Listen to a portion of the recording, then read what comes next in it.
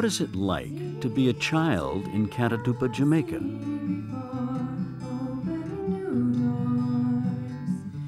Growing up in a small mountain village, your life is simple. Your natural surroundings are more beautiful than most places on earth, yet by modern standards, your family is very poor. Although you live just 2 hours from the glamour of Montego Bay, your environment couldn't be more unlike the tourist Mecca. There's no plumbing in your home, but each day your mother brings a bucket of fresh water from the mountain stream. You can seldom choose what you'd like to eat, but you have enough. Bananas and papayas are there for the picking. I love papaya. Things used to be easier for families in Catadupa when the trains stopped there. Tourists would get off to shop in the open market where the villagers sold their wares, but 10 years ago, the trains stopped running. And in order to find work or sell their items, like many parents from Catadupa, your mother and father now have to travel 2 hours by bus to the tourist towns on the coast. Your needs are few, and you're happy. Each morning, you walk to school with your friends. On Sunday morning, you walk to Catadupa Christian Fellowship Church. I came to Catadupa in 1982, and basically we started the church service going. And then we saw the need for the area. The children were suffering as a result of not getting an early childhood education. And we saw the need of starting a school. So we about 6 years ago. And we also have a feeding program going in which we try to feed the children. It's been a great ministry.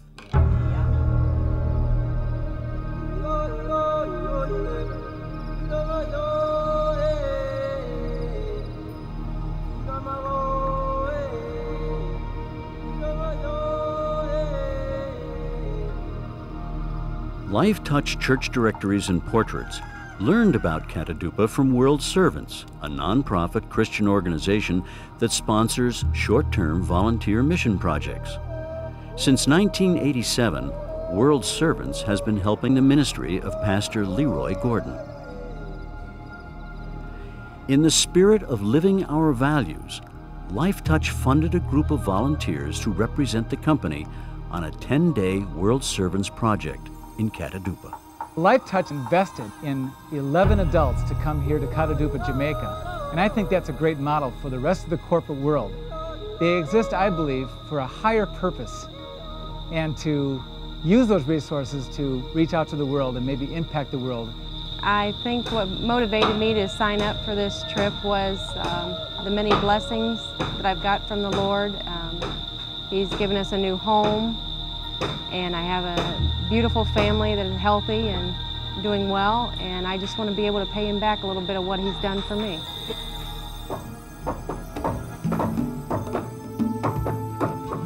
The goals were daunting. Build cement steps for the basic school. Paint ceilings and walls. Chisel and scrape dried concrete from the foundation to prepare floors for linoleum. And build a 30 by 90-foot roof to shelter a second-story children's center. The work is hard and the heat unrelenting, but the volunteers feel good.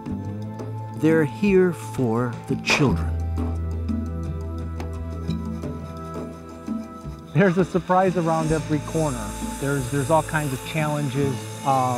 Looking at the building project that we had in front of us, putting an entire roof, not just the shingles, but building the entire grid work itself. Everything so far has been a surprise. I didn't expect the roosters, and I really, honestly, I was probably in denial. I didn't think it was going to be this hot. I didn't expect it was going to be quite this hot, even though I was told. It's always a surprise. I mean, you just feel like you're wringing wet all the time.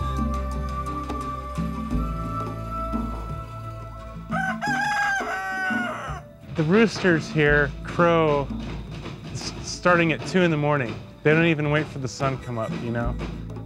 Even though the volunteers didn't know exactly what to expect, they gladly gave up the comforts of home for the opportunity to serve. Nothing seems too hard for the workers, and nothing too menial. Everyone gives every ounce. At the end of each workday, there is a reward. An icy cold shower piped down from the mountain.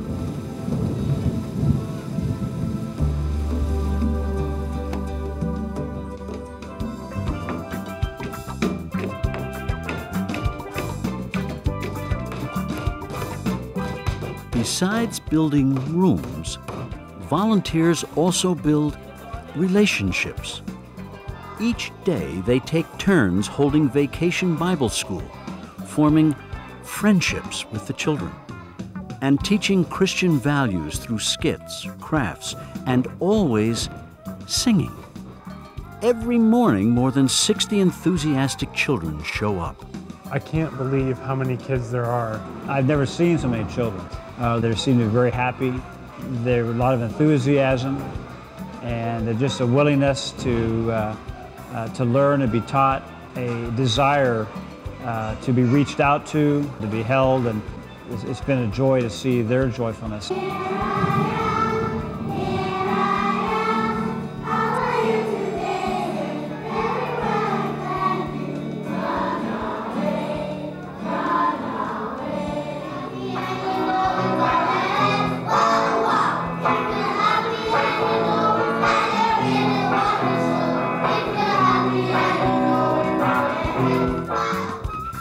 Bonds are formed as villagers and volunteers share the workload.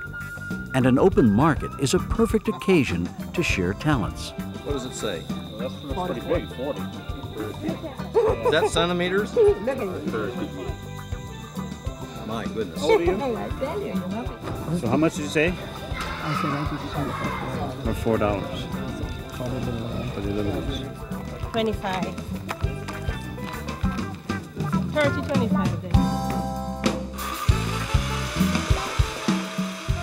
Each day shows more progress on the building projects. These boys helped us. Hard workers, very hard workers. Very good. George, strong man. And George is the boss. But is it possible to finish everything in the few remaining days? Fortunately, the rain holds off until late in the day.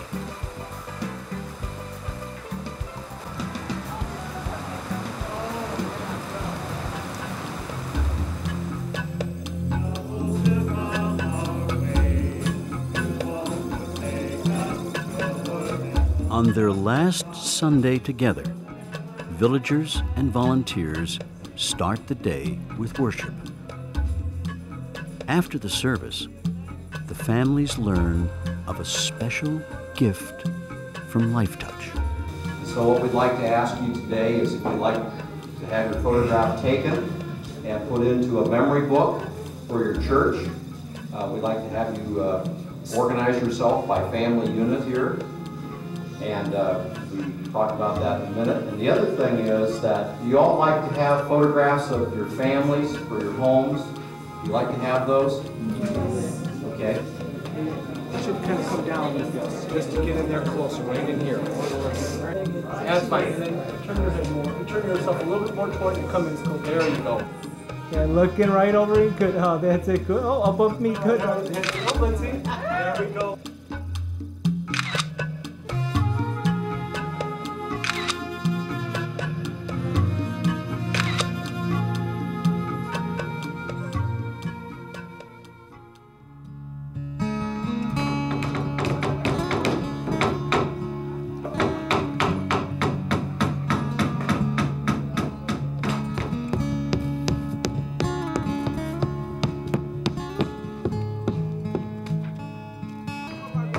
Monday is the last day before the volunteers have to leave.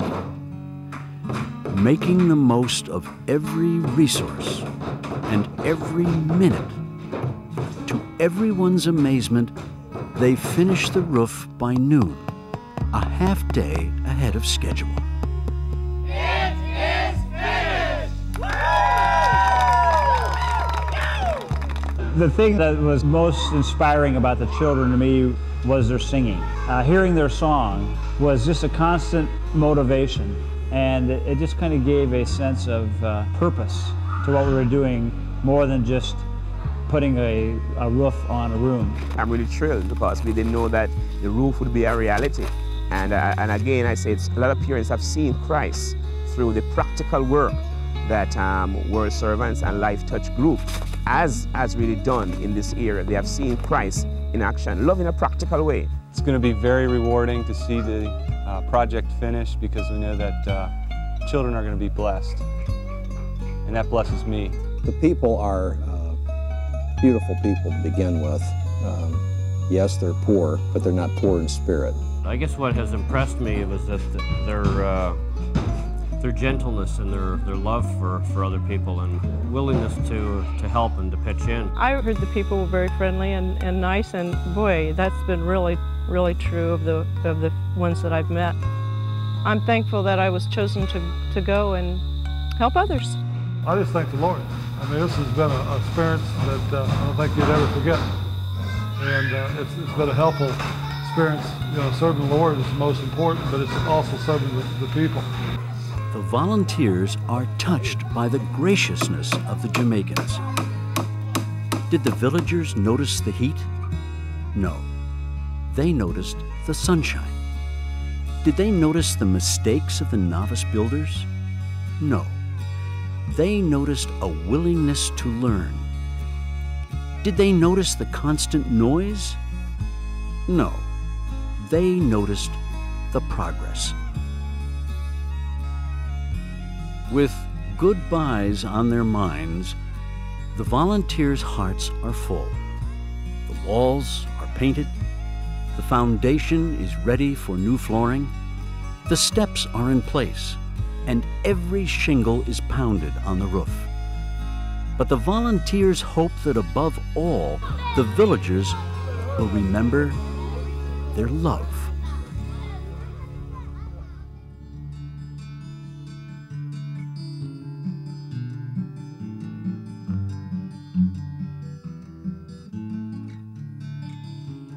In Catadupa, and in every town and city where Lifetouch people serve, our values guide us.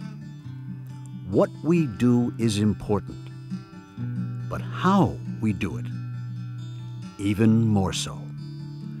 We cherish our customers. Our desire is to serve churches and their communities, and in the process, we help promote faith, fellowship, and family values. In turn, we discover again and again that we, too, are blessed.